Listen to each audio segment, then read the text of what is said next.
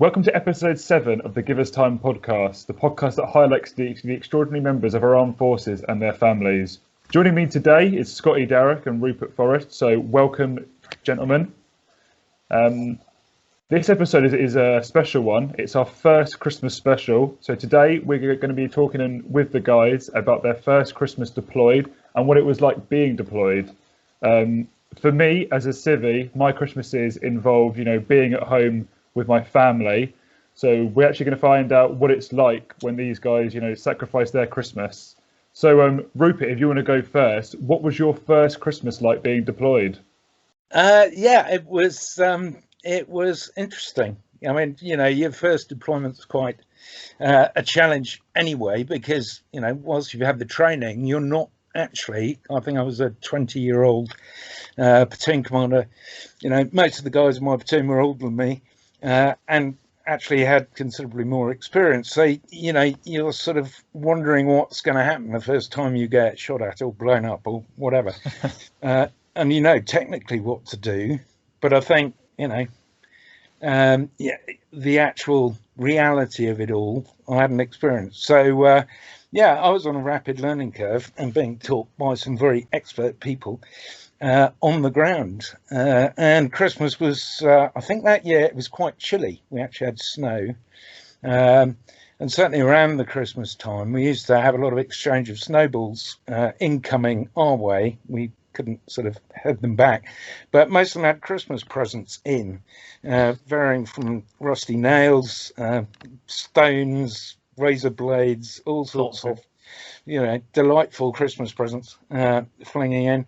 So, my first Christmas was on patrol, actually. The festive season, most of it was spent on patrol. And I'm fortunate to have a birthday on New Year's Day. And I think it was one of the only times that everyone I was with was actually sober. And the cooks very kindly made a cake because they had a list of everyone's birthday. And you got a cake, which I shared with the boys before we went out on patrol.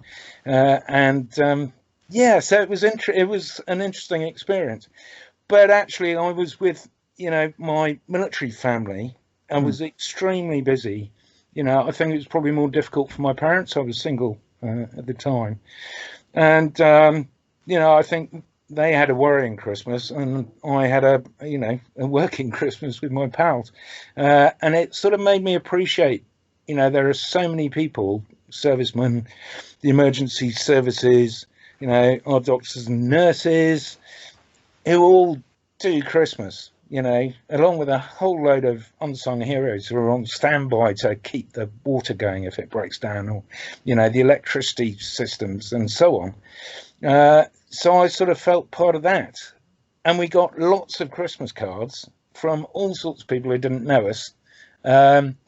Which we sort of shared out and read, which was a great morale boost, wishing us luck and good wishes and so on. And we got some turkey, I seem to remember, at some stage in the process. That was about it. I mean, I don't know, what was it like for you, Scotty? Were you in a sort of similar vein, patrolling around and doing stuff? The patrolling part, no. Hi, everybody. It was 97. I was in Bosnia, and I was with 12 Transport Squadron, 1 General Support Regiment, and we were down in Split, just off the Bosnia border.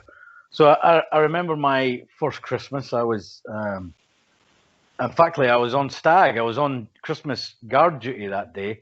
I think I was involved in a little misdemeanor, which wasn't my fault, and I kind of got the option of doing a Christmas stag on duty. So I thoroughly enjoyed that. And So what's a stag, Scotty, for those who don't know? Yeah, a stag is basically a shift, really. You're on guard duty, you know what I mean?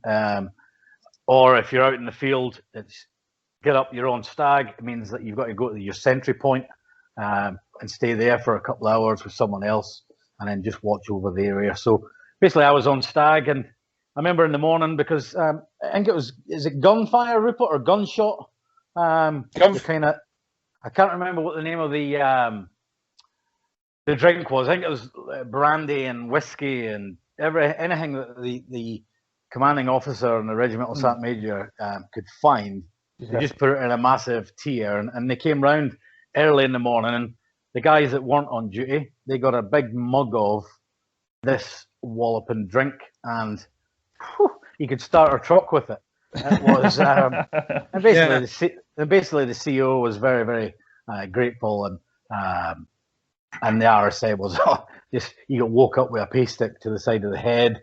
Oi, get up! And then you think, oh, there's the colonel standing in front of you, so you stand up and you get a drink and a shake of hand, and that was it. But I didn't have a drink because I was on guard duty, so you have to go there in the morning, see the guard commander, get your weapon, get your stuff at the armory, and then that's you for 24 hours. And that's your Christmas day? That was your Christmas day? That was my Christmas day. So yeah, we got into, we got into the canteen, and we had a bit of a Christmas dinner. Even though being out in a foreign country, the chefs, it's amazing how they can stretch the budget, the chefs, with the local produce and stuff. And we had a Christmas dinner, but Rupert will jump in and back this one up. But 9 times out of 10 on the Christmas dinners end up to be a food fight. So you're sitting there trying to eat your turkey, and you get like a sprout fired, like a MLSR, like a rocket system, straight into your eye, or you get a wallop of spuds or mash on your head, and you just see all the officers and the seniors all just, because they normally serve the guys on Christmas Day, which is quite nice. But back then we just really kicked the backside of it and just launched.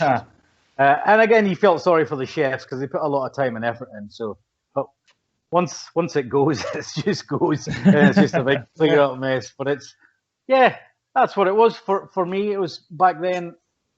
Ali Richmond mentioned that back when she was going out with David, everything was all done in blueies, paper letters. And I remember getting the old letters back from Dumfries, the odd card stuff from mum and dad. Didn't have much contact as such with parents, so it was mainly friends that were sending a lot of correspondence out.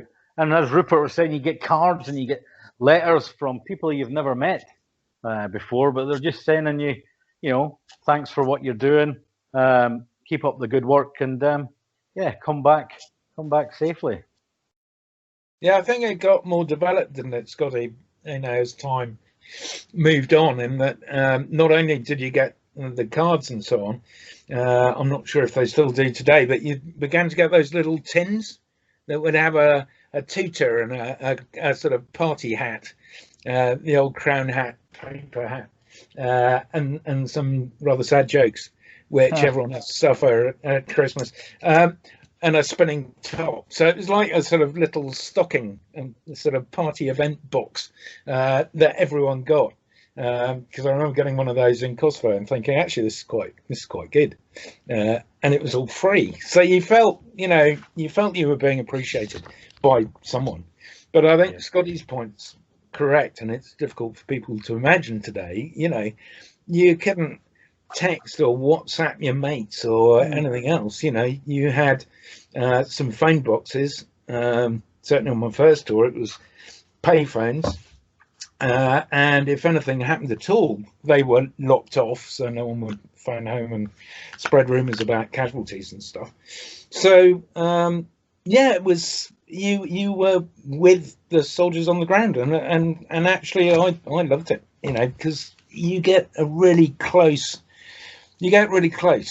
as soldiers. You do stuff together, which other people don't do, and you understand each other. And you look after each other. So, I actually quite enjoyed it, and I wasn't sort of feeling at the end of the day that I had an enormous sort of stomach full of food, because I think I got a bit of turkey at some stage during the day, but I was running around for most of it. So actually, I'd already run it off before the close of play. So Rupert, you did 3 Christmases in Northern Ireland. Am I right in saying that? Yeah, I did 2 as a singly, because I think it's different. If you're married and you've got family, it's a different ball game. So I did 2, as a single guy, and then 1 more in Northern Ireland, and 1 in Kosovo with my family. for Northern Ireland, they were in UK, and for Kosovo, they were living in Germany. So I left them in Germany. So What's that like then? You know, did you have kids at the time for any of them, or was it just you yeah. and your wife? Oh wow, Yeah, what's that no. like then with your Well, kids? That you know, I think for the later tour, I think I managed to get through on a phone and have about 5 minutes of, Happy Christmas. But actually, it's blues and same old thing, um, and of course the family's sitting at home, and for the second tour, being in Germany, my parents were quite old, and Kate's mother was sort of getting on a bit, so they were in Germany with their military friends and other wives and kids who were in exactly the same boat. And actually, I think a lot of wives don't realise when they join that they've got a huge support network around them that really blends in and help. And of course, all the kids are in the same boat, because dad's not there. It's more difficult in UK because everyone's dispersed, and the boys get the, why isn't your dad here? yeah, For the nativity play, or and that's a bit more difficult. And of course, people outside the community, military community, don't understand it. So yeah, but I think I spent 8 years as a single guy, and Kate joined. I'm surprised she's still married. I think Scotty, you're probably surprised you're still married as well. But we had 25 years married, 13 different houses, actually 14 moves in all, to sort of get out and leave, and that's a lot of stuff. And when you're moving house and you just moved and it's Christmas, or you're just about to go and it's Christmas, and then you throw in the op tours and everything else, it's quite difficult. And then we were abroad for, I think, 12 Christmases in all, including the Kosovo tour. Yeah. So it's a very different experience. yeah, But it's very tight. It's a nice community that you're part of, and you have, the padre lays on a Sunday service, and then everyone sort of dresses up and goes because it's nice and it's part of the team. What do you think, Scotty? Absolutely.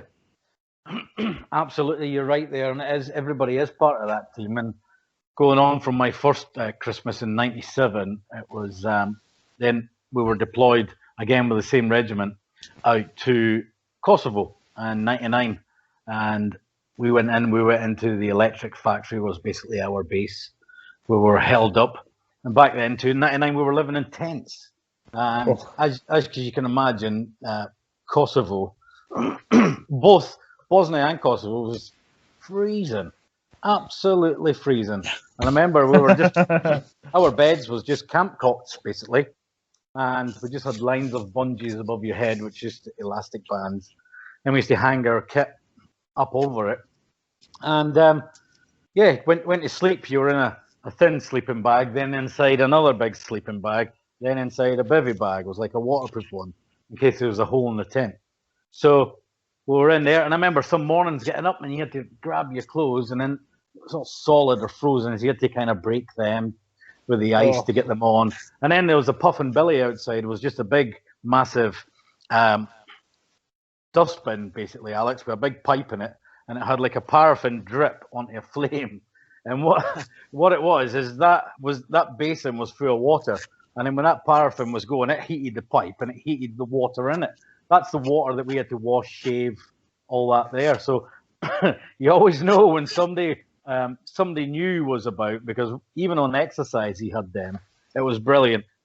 If you were a practical joker, you would maybe turn the paraffin on and just leave it there for a while, and then basically it was always like a young Rupert or a young officer would come and put it on, and then get your head closer so you can see the old drip, and then light it, and it sounds like an AS-90 going off.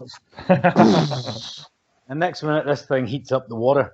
And that's what it was. We were getting a bowl of hot water to have a wash and a shave. And and that was that. And I remember out in the snow, and it was Christmas, and this time I wasn't on duty, which was pretty good. So again, Rupert was right. It was a bit of a lie-in. You can get up, get your breakfast. It was kind of chilled out a little bit more, and then the Padre would have a service that we never really got a choice about not missing that one. We all had to go there and sing jolly carols. And you know, when you're away, and Rupert said that you're with your military family, you've got the guy. It's actually quite nice.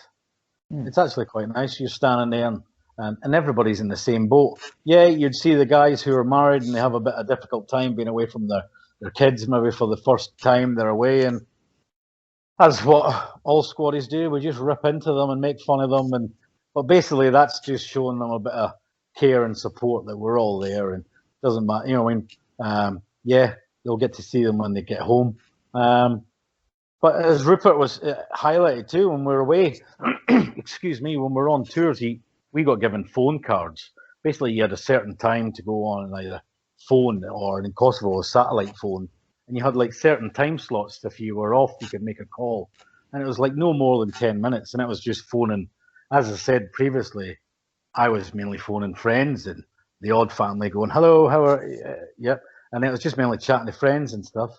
And then that was it. You just get cracked on. Again, too, if you weren't on duty, you had the old gunfire, gunshot, whatever drink that they could come round your tent in the morning and get a big mouthful of whiskey, brandy, whatever it was, just to heat up your toes in your sleeping bag.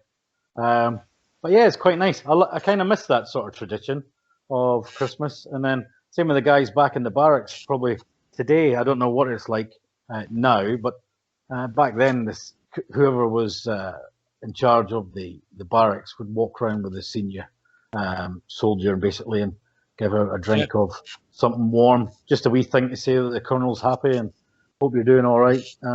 Make sure you get up and get your dinner and make sure you phone your family and friends. But that's just the way it was.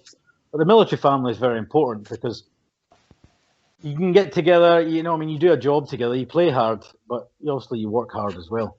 And it was nice. I quite like having the old military family. I used to say that my friends were a lot closer to me than some of my family, and that was very true. And that was very true. But it's miss that sort of old tradition and stuff. So to go and say, Rupert, you were a colonel. Were you one of the guys handing out, you know, drinks and stuff like that when to young Scotties? I think yeah, absolutely. But you do that, you know, from when you arrive, really. So you know, I think my first Christmas was in the military was in Germany. Well, once I've been commissioned, it was in Germany. And of course, in the bad old days, 80% of the battalion had to be there, including, and that number, the 20% who were away, included people on courses. So despite the fact it was Christmas, New Year, and the battalion was stood down, actually probably only about 10% of the battalion could go back to UK. So the rest of you were in Germany, or, you know, I did a tour similarly in Berlin. So, so if you were around, you went in and served the soldiers lunch and did the bit.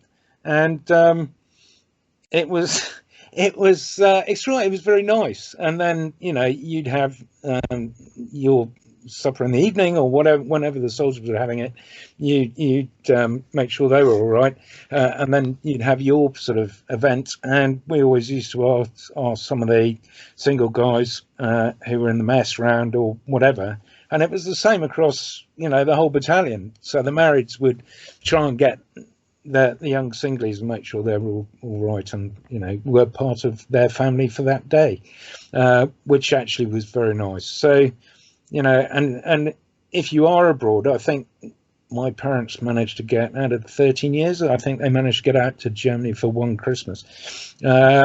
So, yeah, it's not just the operational tours, really, is what I'm saying. It's, you know, average life. And again, you know, that's like a lot of firemen, I can imagine, will spend this Christmas having a nice party with each other because they're on standby and they're living in the fire station, you know. And likewise, Scotty. Yeah, absolutely. I was just going to get onto that, and it's just now we're chatting about back in back in the 40s and 50s when Rupert joined, and then That's the 1840s. yeah, absolutely, yes. And then back to the 90s. But it's if we just can't forget now that the brave men and women who we probably don't know that are out in different countries around the world, they're not coming home for Christmas and New Year this year, because they're out in deployments to make sure that we can still have a roof over our head and go out and do a bit of normality, if we can ever call it normality. And not just guys overseas, but the military in the United Kingdom who are supporting the COVID response teams by either taking vaccines up and down the country, having testing centres with the military. So those guys are going to be doing non-stop and away from their families as such over Christmas. And we just owe them a massive gratitude, and we can't thank them enough really for what they're doing. And again, they are the unsung heroes, the military. They're in the background. They get called in to help out. No, absolutely. It's amazing. You know, the submarines are still out there. The surface ships are still out there doing their normal defence roles. And on top of that, you know, we've got people from all three services doing their thing. And the military medics who are on standby as well. And of course, the RAF keeping our skies clear. So there's a huge amount of activity and military committed. And, you know, a lot of the military families won't yet again see they won't be together. And I suppose, you know, sadly for the nation, it's the way it is. You know, the nation now is getting a taste of that, despite the fact they haven't signed up for it, if you like. Yes, absolutely. They're actually getting a free course of saying, well, you're actually on a 6-month deployment and you're away from your family, and sometimes you've got to live in a hole for days and weeks on end, and you're not allowed to go out, or you can't go out because you're doing a job. So basically they're all turning into secret soldiers. And again too, we're chatting about the guys and girls who are doing difficult jobs. We've got to remember that the brave, also the special forces guys, that they're overseas doing stuff that we'll possibly never hear about, but without them as well, making sure that we're all safe, and not just that, but expats around the world are safe as well, knowing that we're all kicking about or watching people that are getting up to no good. And we kind of just forget really, but we just got to take a time just for a bit of reflection, and we're very, very grateful for our armed forces. And I just hope people can get out there and support them when after this and when they come back from deployments. We must never forget like the sacrifices that they've made throughout the years, and that's where family comes in, and we tell family all about different stories and deployments and stuff, and how it all evolves into what it is now. And it is going to be a different landscape for the next how long. We are very grateful. We've got the brave men and women of our armed forces doing a job keeping us safe. We've got brave guys and girls in the NHS doing the hardest, keeping us safe and making sure that we're fit and healthy. So we've got a lot to be grateful for. Definitely. Very, very true. Very, very true. I think the one message that I'd send out is, you know, just because they're not with you doesn't mean necessarily that your friends and family aren't there. I think we're rather used to, you know, doing it. And certainly in the military, you know, it was the way everyone pulled together to make the most of what was available, whether they were having Christmas Day in the hole in the ground in no P, or out in patrol, or just, you know, on standby. You know, sitting, waiting for stuff to happen that then doesn't happen, and you've, you know, but it's not a wasted Christmas. And there's always the next one to look forward to, when hopefully you're not going to get sort of suddenly told you're deploying somewhere. But everyone needs to look forward a bit and go, okay, fine, you know, we'll double the money for next year or whatever. But it's just staying in touch where you can, and supporting each other through what can be quite a complicated time.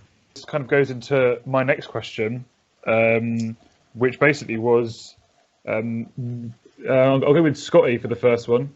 What is your favourite Christmas memory? Oh my goodness. Well, maybe I should have gone for Rupert here because you're struggling. No. Favorite Christmas memory, I would say. I remember as a young boy, I remember my mother and father, well, it was Santa at the time. And Santa is obviously still out there doing his job too, with COVID, making sure that the children get their presents. And I got a Tonka truck. And it was bright yellow Tonka truck, and it was about, I don't know why I got my hands up, the listeners can't see, but it's about a foot long, really. And I used to treat that thing like it went out windows, it went down the stairs, it went everywhere. And I used to love playing with that thing. And I remember my mum and dad were working lots and lots and lots of jobs and long hours. So my dad was disabled as well, so we didn't have a huge, big income. I remember the following year, Santa was very, very good, or very clever as well, because I got the same Tonka truck for Christmas, but with the dents removed and a lick of paint on it. But for me, that was amazing. And again, too, it had in the back of the Tonka truck, it had, you know, your oranges and your chestnuts, and it had all the other special little things that Santa can deliver. So it's yeah, that would be my kind of memory of a favorite memory. I remember just sitting there and playing with this truck for hours and hours and hours. And I was 19 at the time. I think I was about 4 or 5 years old, and I remember this Tonka truck. And that sticks with me now, actually. Just a bright yellow Tonka truck with a lick of paint. I thought it was that was great. What about yourself, Rupert? Yeah, well, I don't know. I think it was enjoying seeing the boys playing with their Tonka trucks, and it wasn't a Desert Cam one, was it? No. Mine was old school. It was the original. You know? They're one of the originals. Have you still got it? No, I don't know where it is. It's probably still running, to be fair, because with the way I treated that thing, good, and it wouldn't break, because back then things were made properly, really. Yeah, absolutely. Yeah. And I used to fire that thing out a second floor, and it was still going. Well, yeah, because I've got still. My dad bought me this thing. I can't remember how old I was, but I think I was too young for it. I think he really wanted it, but it was a Chico wind-up racing car, and you could change the wheels by taking off the little nuts where the wheels were and put them on, and they were different colours on different sides. And you could wind them up and put the brake on, and there was a little steering wheel which you could sort of line something up, and then you just took the brake off, and this thing would shoot across the floor. And I've still got that, and it's still got the sort of rubber wheels and stuff. So, yeah, I mean, it's really difficult because each Christmas has its own. Even this Christmas, we'll have, memories that we will treasure, I think. Yeah. So yeah, I don't know. It's very difficult to choose a favourite. Oh, Go on there now. It's just these memories just coming back. Sorry, Alex, just going to jump in here. Another thing was having a Meccano set. Yes. Kids, this was a metal sort of set, and it had all these little nuts and bolts, and you used to build different things out of it. And again, it had wheels. It wasn't like Lego. It was like maybe the next step up. And it was thousands of pieces, and I remember that scattered over the floor. And I remember then Mum and Dad walking over it with their bare feet and shouting and screaming and stuff. So it was, and back, I remember one of the other toys we used to have. It was like Evil Knievel, and for the younger viewers, Evil Knievel was a motorcycle madman who would jump over things and cars, and he had broke nearly every bone in his body, and he made this toy, and this thing, he pulled it back on its back wheel to build up pressure, and then you let it go, and it used to go down this track and whirl round this circle or a wall of death and fly out the other end and go straight into the sideboard or something there, and then that was fantastic. That's another wee memory for myself. Yeah. And what about you, Alex? Lovely. What would your favourite memory be of Christmas?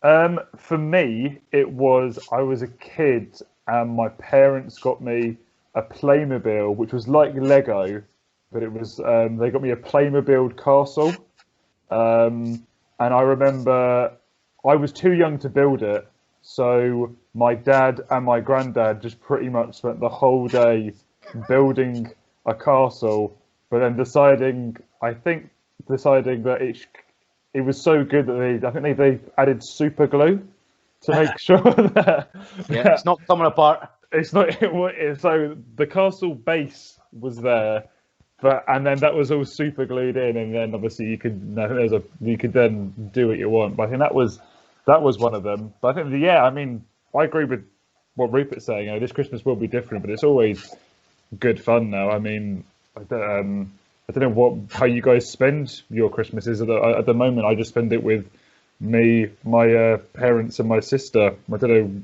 how you guys spend your Christmases. I'm assuming, Scotty, you just spend it with Joanne and perhaps her family.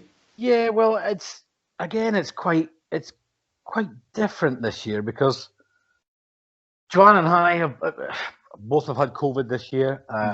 We're both good now, but Joanne's mum and dad have got underlying health conditions, so we can't really go round as such, and we can go look through the window and Christmas morning and give everybody a wave, and we normally take a flask of tea and coffee with us, and we just stand there, and so we can see each other and give a wave. But then we'll just be back, and it'll just be Joanne and I. It'll be Christmas dinner And the dogs. And the dogs, Tiny and Cooper, and we've got a couple of friends up the street who we've kind of formed a bubble with, good friends of ours, Harry and Kim.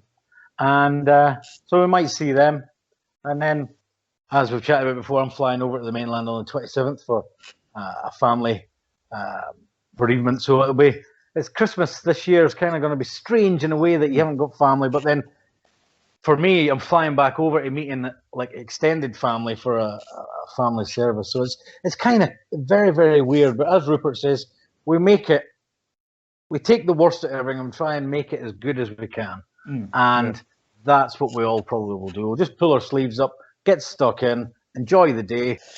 Yeah. Rupert, what's your Christmas day going to be like this year then? Well, at the moment, I have no idea. I think, like many people in this country at the moment, everyone's sort of going and considering. I mean, for me, it's quite easy. My mother's in hospital at the moment, and I have to visit her. So, we're completely locked down as far as we can be for her safety, really. And you can only take so many risks. So, we'll have to see where that goes, really. I mean, I found out this morning she might be out next week, so she may be there. So it could be Christmas with her carers, I suppose, for me, and maybe we'll be split up again. Goodness knows. We'll see where it goes. We'll make the most of whatever is available. If you can pass on as well, Rupert, to your mum that we wish her a speedy recovery. All this time, and all the listeners. Yeah, hope, fingers crossed, she makes a great recovery. Nice, but I think hopefully, we'll probably catch up on a dog walk because my son's got dogs, but he and his wife are both military, and they live about an hour away from us. And she's in the medical bit in the military, and maybe on standby depending on numbers and everything else. She's been on standby before. He's not on standby because he's an infantry, and he'd be not great in the COVID crisis, but he's going on ops next year. But it's their first. It's their first Christmas together, hopefully, and hopefully we'll see them. They had a COVID wedding, all 15 of us, including the padre. But actually, that was lovely, and they were joined on Zoom so a whole new approach. Just making the best of what was available to them. It was a lovely day, in fact. Brilliant. There we go. All right, and then quickly, I think I may have already asked this, but if you can just both say in as fewest words or as many words, the hardest part of a military Christmas, but the best part of a military Christmas, and I'll open that up to Scotty. Geez, Alex, you're making us think today. That's a tricky question, yeah. for being away over Christmas, the hard part would be being away from people you love and are close with. But the best part would be being with your military family, which is a unique bond and it's a unique club. And Rupert will testify to that. You know, it's everybody is there to do a job, and we look out for each other. And that sort of cohesiveness, that's where all the training comes in, all the long days and stuff to make that bond as strong as it is. So when times are hard, that you know who's going to be on your left or on your right, or who's your buddy is. So having that military family for me would be the nicest part. Oh, brilliant. Yeah. No, I exactly the same. It's you know, it's difficult being away, but actually you're with your other family, you know. Yeah, people you trust, and people who've got your back. Yeah, Okay? brilliant. What message or thoughts would you like to say to our military families for this Christmas? I would like to say to the guys and girls that are serving operationally around the world at the moment, thank you very much for what you're doing. You're providing this country with the security and the stability for us to go about our new normal life as such. And to the Special Forces guys who we will never know that they're doing jobs around the world. It's all kept to a sort of level, but they're doing a great service for us. And not just being guys over and operationally, but back home here in the United Kingdom, guys and girls who are working tirelessly to support the COVID vaccination system now. They're doing test and trace. Some of these guys are going to be working all through Christmas. So I can just say thank you so much for your efforts. It'll never be forgotten, and what you're doing really, really makes a difference. And I can't thank you enough. I concur entirely with Scotty's thing. I think, you know, everyone is doing what they need to do, make the most of it. Everyone does appreciate your efforts and the effort that your family is making to support you. So, you know, for the families as well, thanks for your support. I know they may not be able to be in touch, but they do appreciate it. Brilliant, guys. Well, thank you so much. Thank you to all our listeners for listening to the new Give Us Time podcast. We can't thank you enough to everyone who has supported this, who has listened to it, who has liked it, who has shared it.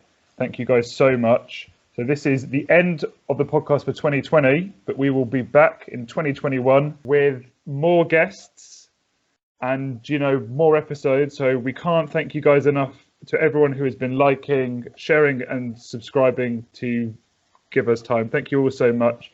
From everyone at Give Us Time, we'd like to wish you all a Merry Christmas. From myself, Scotty, Rupert and everyone, have a lovely Christmas and a Happy New Year. And thank you very much for listening. Merry Christmas, everybody.